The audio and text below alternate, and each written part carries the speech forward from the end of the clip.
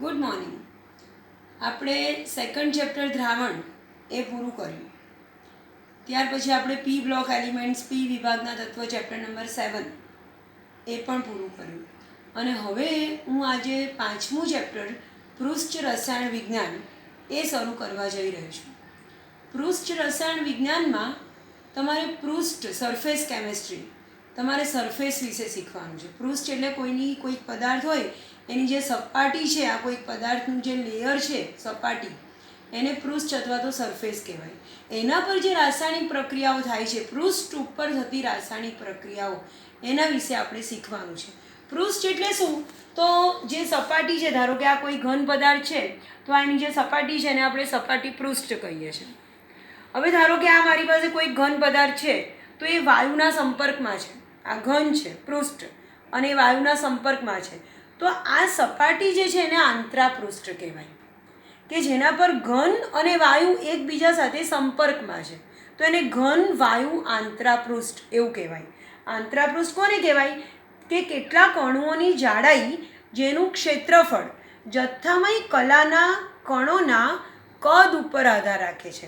એટલે આ ધારો કે એવું એટલે ગોલ્ડની સપાટી છે અને હવાના સંપર્કમાં કે હાઇડ્રોજન વાયુના સંપર્કમાં છે, તો આ જે કણો છે એ ગોલ્ડના કણો છે અને એની આજુબાજુ આ જે નાના નાના ટપકા કર્યા છે એ હવાના કણો છે. તો આનું જે આખું જે લેયર બને, એક સપાટી, એક ગોલ્ડનું લેયર અને એક કલામય કણોનો જથ્થો હવાનો, હાઇડ્રોજનનો, તો આટલો જે પાર્ટ છે એને આંતરાપૃષ્ઠ કહેવાય. ફરીથી કેટલાક અણુઓની જાડાઈ જેનું ક્ષેત્રફળ જથ્થામય કલાના કણોના કદ પર આધાર છે. આ જથ્થામય કલા કોને કહેવાય? આ ધારો કે ગોલ્ડનો અણુ છે તો એની અંદર નાના નાના કણો છે, તો આને જથ્થામય કલા કહેવાય. અને આ જે આંતરાપૃષ્ઠ કે જેનું આ ક્ષેત્રફળ છે એ શેના પર ડિપેન્ડ કરે? કે જથ્થામય કલાના કણોના કદ ઉપર આધાર રાખે. તો આ બે જ લેયર જ્યાં ભેગા થાય એને આપણે આંતરાપૃષ્ઠ તરીકે ઓળખીએ. હવે જે આંતરાપૃષ્ઠ છે એ ઘણી બધી ટાઈપના હોઈ શકે. આ ધારો કે આ સપાટી ઉપર વાયુ એની આજુબાજુ છે તો એને ઘન વાયુ આંતરાપૃષ્ઠ કહેવાય. ધારો કે આ પેનને હું પાણીમાં નાખી દઉં તો પેનની સોલિડ સરફેસ છે અને પાણીની લિક્વિડ સરફેસ છે, તો એને ઘન પ્રવાહી આંતરાપૃષ્ઠ કહેવાય. તો આંતરાપૃષ્ઠને આપણે બતાવવું હોય તો વચ્ચે આડી લીટી અથવા તો સ્લેશ વડે બતાવાય. ઘન વાયુ આંતરાપૃષ્ઠ આવી રીતે પણ લખાય અને ઘન વાયુ આંતરાપૃષ્ઠ આવી રીતે પણ લખાય. હું એને ઘન વાયુ આંતરાપૃષ્ઠ કહું કે હું એને વાયુ ઘન આંતરાપૃષ્ઠ કહું, બંને ચાલે. આ બે કલા એકબીજાના સંપર્કમાં છે એવો આનો મતલબ થયો. એ રીતે પ્રવાહી ઘન આંતરાપૃષ્ઠ પણ હોઈ શકે કે જેને હું પ્રવાહી ઘન વચ્ચે લીટી દોરીને પણ બતાવી શકું અથવા તો આવી રીતે સ્લેશ કરીને પણ બતાવી શકું. પણ વાયુ આંતરાપૃષ્ઠ ના હોય, કારણ કે બે વાયુઓ જ્યારે ભેગા થાય તો તે તો સમાંગ દ્રાવણ બની જાય, તો બેને અલગ કરતું કોઈ લેયર જ ના હોય, કોઈ સપાટી જ ના હોય, એટલે વાયુ પ્રકારનું આંતરાપૃષ્ઠ શક્ય નથી. આ મેં તમને અણુઓનો સમૂહ કે જે કલા છે, કે જે જથ્થામય કલા તરીકે ઓળખાય છે. જથ્થામય કલા શબ્દ આવે તો તમે શું વિચારો છો? કે આ એવો કોઈ ઘન પદાર્થ છે કે જેની અંદર અણુઓનો જથ્થો છે, એને જથ્થામય કલા કહેવાય. તો જથ્થામય કલા તરીકે ઘન અથવા કોઈ પણ શુદ્ધ સંયોજન અથવા તો દ્રાવણ એવું કોઈ પણ હોઈ શકે. ચેપ્ટર પ્રમાણમાં બહુ ઇઝી છે, પણ આ ચેપ્ટરમાં જે ચોપડીના એનસીઈઆરટીની બુકના શબ્દો છે, તમારે થિયરીમાં એ શબ્દોનો ઉપયોગ કરવો પડશે. ઉદાહરણ આપો તમને પૃષ્ઠ રસાયણનું, એવા ઉદાહરણ કે જેની પર પૃષ્ઠ પર પ્રક્રિયાઓ થતી હોય, તો દાખલા તરીકે ક્ષારણ એટલે કાટ લાગવો, લોખંડ પર કાટ લાગે અને લોખંડનું ક્ષારણ થવું કહેવાય, તો ક્ષારણ. અથવા તો કોઈ પણ વિદ્યુત ધ્રુવની સપાટી પર થતી પ્રક્રિયા,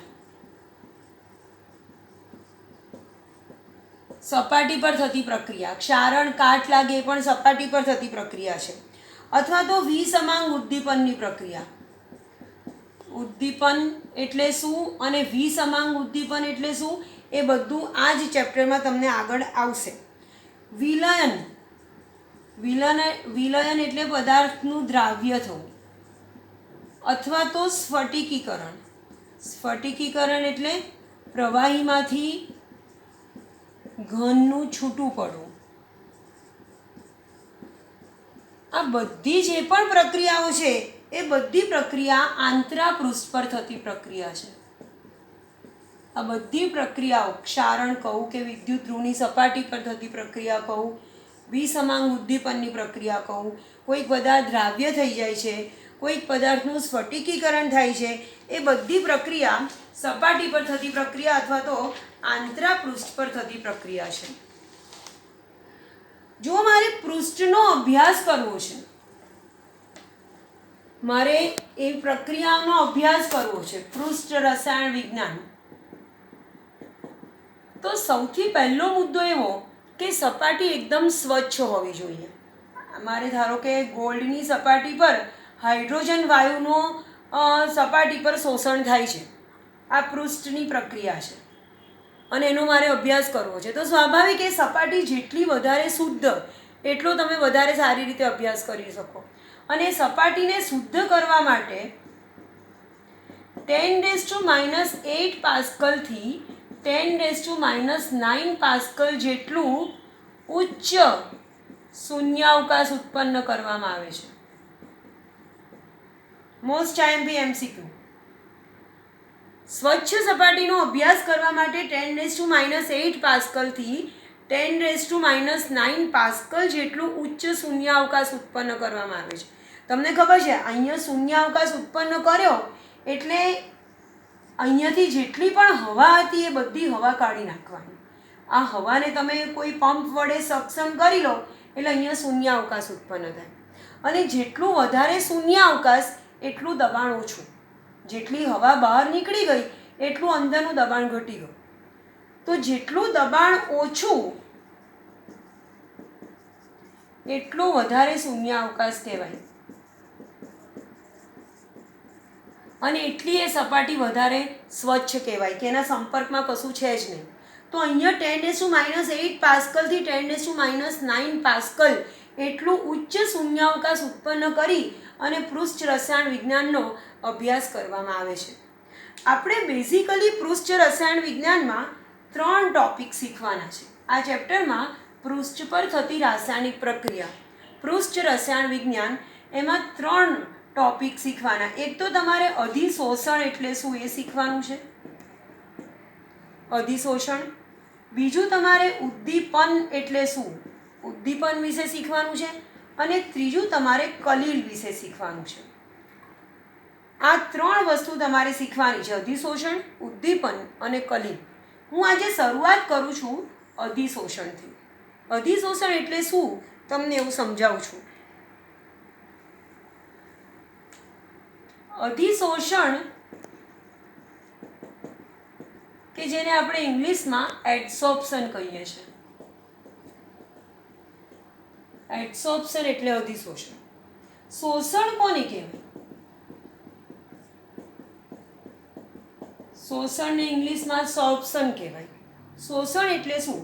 તો કોઈ પણ ઘન પદાર્થની સપાટી પર અથવા તો ઘન પદાર્થની સપાટી દ્વારા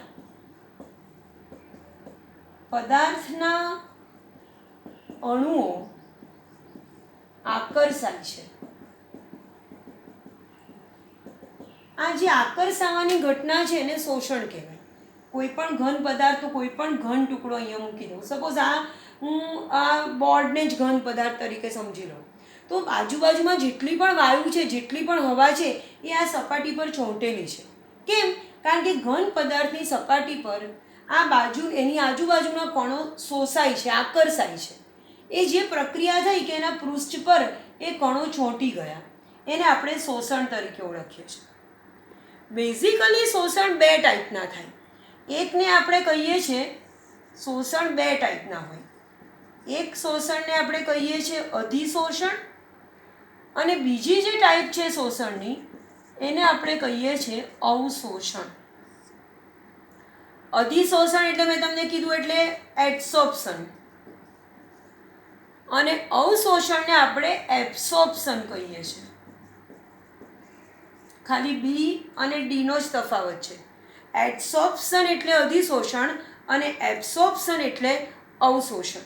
હવે ફરક શું, બેઝિકલી પ્રક્રિયામાં ફરક શું પડે? તો અધિશોષણની પ્રક્રિયા કોને કહેવાય? કે જે પ્રક્રિયામાં અણુઓ માત્ર સપાટી પર જ શોષાય તો એને અધિશોષણ કહેવાય. જથ્થામાં ના જાય એવી પ્રક્રિયા કે જેમાં અણુઓ માત્ર સપાટી પર જ શોષાય છે અને જથ્થામાં નથી જતા એને અધિશોષણ કહેવાય. અને કોઈ પણ એવી પ્રક્રિયા કે જેમાં પદાર્થ ઘન પદાર્થના સમગ્ર જથ્થામાં શોષાય એને અવશોષણ કહેવાય. એવી પ્રક્રિયા કે જેમાં અણુઓ માત્ર સપાટી પર જ શોષાય તો એને અધિશોષણ કહેવાય અને સમગ્ર જથ્થામાં શોષાય તો એને અવશોષણ કહેવાય. અવશોષણનું એક બહુ સિમ્પલ ઉદાહરણ આપું તો જે સ્પોન્જ છે, સ્પોન્જ એટલે વાદળી જેને ગુજરાતીમાં કહીએ, એને તમે પાણીમાં નાખી દો અને બહાર કાઢો તો આખું સ્પોન્જ પાણીવાળું થઈ જાય તો એને આપણે અવશોષણ કહીએ છીએ. સમગ્ર જથ્થામાં શોષાઈ ગયું એને અવશોષણ કહેવાય. પણ અધિશોષણનું ઉદાહરણ આપું તમને તો ધારો કે એક બ્લુ કલરની ઇંક પાણીમાં નાખી દઉં છું અને એનું દ્રાવણ બનાવું છું. એટલે આખું દ્રાવણ બ્લુ કલરનું હોય અને હવે એમાં હું એક ચોકનો ટુકડો ડુબાડી દઉં છું. ખાલી આમ ડીપ કરીને પાછો ખેંચી લઉં છું અને થોડા વખત પછી તમે જોશો તો આ ચોકનો ટુકડો તમે વચ્ચેથી ધારો કે તોડી નાખો તો એની ખાલી બહારનું લેયર જ બ્લુ થયેલું દેખાશે. આ જે અંદરનો જ આટલો જે પાર્ટ છે એ તો વ્હાઈટ જ દેખાશે. કેમ? કારણ કે ખાલી આંતરાપૃષ્ઠ અથવા તો બહારની સપાટી પર જ આ ઇંકનું કે બ્લુ કલરનું શોષણ થયું ચોક વડે, અંદરના જથ્થામાં શોષણ ના થયું. તો આ એક ઉદાહરણ છે અધિશોષણ. એવી જ રીતે તમે સિલિકા જેલનું નામ સાંભળ્યું છે, SiO2 સિલિકા જેલ. 11મા ધોરણમાં સિલિકોનવાળો જે ટોપિક આવતો હતો એમાં આપણે સિલિકા જેલ વિશે શીખ્યા છે અને તમને એવી ખબર છે કે સિલિકા જેલ એ બહુ સારો ભેજ શોષક પદાર્થ છે અને મોટે ભાગે સિલિકા જેલનો ઉપયોગ શેમાં થાય? થર્મોસમાંથી ભેજ દૂર કરવો હોય તો એમાં આવી સિલિકા જેલની પડીકી આવે, આવી એક એમાં નાના નાના સિલિકા જેલના ઘન ટુકડાઓ હોય ગોળી જેવું, તમને ખબર હશે, એને સિલિકા જેલ કહેવાય. એને આપણે થર્મોસમાં નાખી દઈએ તો આ સિલિકા જેલ એ બહુ સારો અધિશોષક પદાર્થ છે. સિલિકા જેલ એ ઘણો સારો અધિશોષક પદાર્થ છે. એટલે તમે સિલિકા જેલને ભેજવાળા થર્મોસમાં મૂકી દો તો બધો ભેજ આ સિલિકા જેલના બહારની સપાટી પર ભેજ શોષાઈ જાય, અંદર કશું ના જાય, ખાલી એની સપાટી ઉપર સિલિકા જેલની સપાટી ઉપર ભેજ શોષાઈ જાય અને આપણું થર્મોસ શુષ્ક બની જાય. અથવા કોઈ પણ ઇલેક્ટ્રિક સાધનો છે, મિક્સચર છે કે કોઈ પણ બીજી એવી વસ્તુ કે જે ભેજની હાજરીમાં બગડી જતી હોય તો એની અંદર તમે સિલિકા જેલની એક પડીકી મૂકી દો, એ બધો ભેજ ચૂસી લે, શોષી લે, અધિશોષણ કરી દે. તો એને આપણે અધિશોષણની ઘટના કહીએ છીએ. અહીંયા જે ચોક છે કે જે અધિશોષણ કરે છે એને અધિશોષક કહેવાય.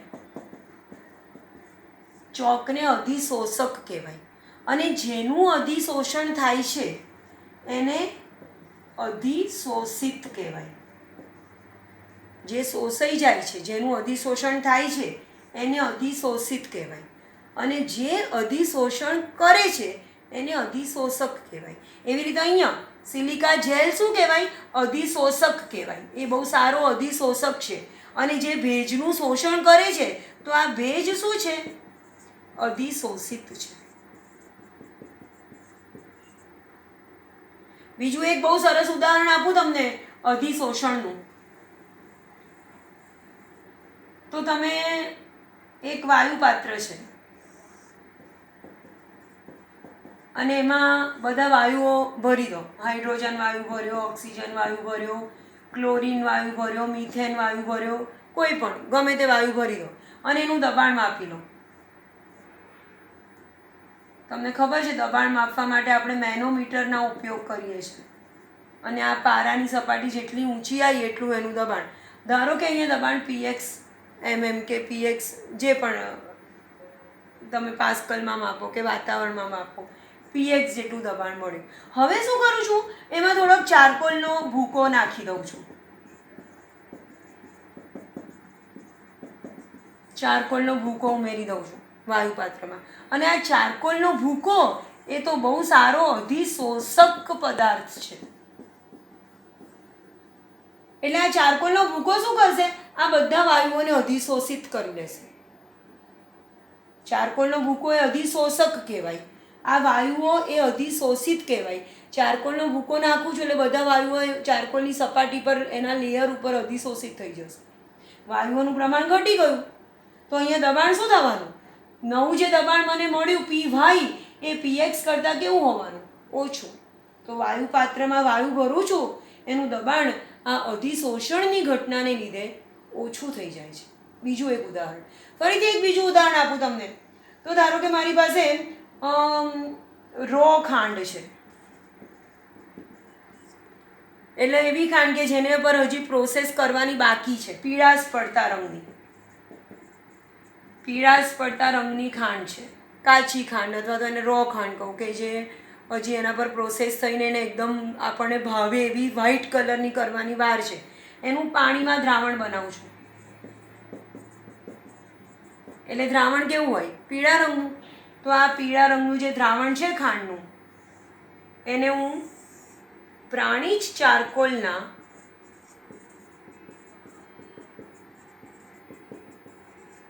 ભૂકો છે, અહીંયા આ બધો પ્રાણી ચારકોલનો ભૂકો છે અને એના પરથી આ ખાંડનું દ્રાવણ પીળાશ પડતા રંગનું પસાર કરું છું. અને થોડી વાર પછી એ દ્રાવણ જ્યારે બહાર નીકળે છે ને તો રંગવિહીન થઈ જાય છે. રંગવિહીન દ્રાવણ, પીળાને બદલે સફેદ દ્રાવણ. આમાં કોઈ જાદુ નથી થતો. આમાં જે આ ચારકોલના કણ છે એ બહુ સારા અધિશોષક છે અને જે પીળો રંગ છે ખાંડનો એનું એ ચારકોલનો ભૂકો અધિશોષણ કરી લે છે. રંગ બધો શોષાઈ ગયો અને ખાંડનું દ્રાવણ પેલી બાજુ બહાર નીકળી ગયું, રંગવિહીન ખાંડનું દ્રાવણ. ફરીથી ઉદાહરણની વાત કરીએ છીએ આપણે, અધિશોષણના ઉદાહરણની. તો મિથિલિન બ્લ્યુનું નામ તમે સાંભળ્યું છે. બ્લ્યુ કલરનું મિથિલિન બ્લ્યુ, કે જે બ્લ્યુ કલરનું છે અને એને તમે પ્રાણી ચારકોલમાંથી પસાર કરો અથવા તો બીજા કોઈ પણ સારા અધિશોષકમાંથી પસાર કરો મિથિલિન બ્લ્યુને. તો આ જે બ્લ્યુ કલરનું દ્રાવણ છે એ અધિશોષકમાંથી પસાર થયા પછી રંગવિહીન બની જાય છે. તો આ પણ અધિશોષણનું એક બહુ સારું ઉદાહરણ છે. તો આ તો આપણે અધિશોષણની વાત કરી. અધિશોષણ એટલે ખાલી એની લેયર ઉપર, ખાલી એની સપાટી પર જ પદાર્થનું અધિશોષણ થાય. પણ અવશોષણનું એક ઉદાહરણ તમને આપું. અવશોષણ કોને કહેવાય? કે ખાલી જથ્થામય કલાની સપાટી પર નહીં, આખી જથ્થામય કલામાં પદાર્થનું શોષણ થાય, એ અવશોષણ કહેવાય. દાખલા તરીકે કેલ્શિયમ ક્લોરાઇડ, નિર્જળ CaCl2 એ બહુ સારો અવશોષક છે. નિર્જળ કેલ્શિયમ ક્લોરાઇડ એ બહુ સારો અવશોષક છે. એ નિર્જળ કેલ્શિયમ ક્લોરાઇડને તમે કોઈ ભેજવાળા વાતાવરણમાં મૂકી દો તો બધો ભેજ શોષી લે. પણ એ કેવી રીતે શોષે? તો આ કેલ્શિયમ ક્લોરાઇડના સમગ્ર વિસ્તારમાં ભેજનું શોષણ થાય, ખાલી એની સપાટી પર ના થાય. એટલે એ કેવો પદાર્થ કહેવાય? અવશોષક પદાર્થ કહેવાય. તો અહીંયા આપણું અધિશોષણ એટલે શું અને અવશોષણ એટલે શું એ ટોપિક પૂરો થયો. નેક્સ્ટ લેક્ચરમાં આપણે ચેપ્ટર આગળ વધારીશું. Thank you.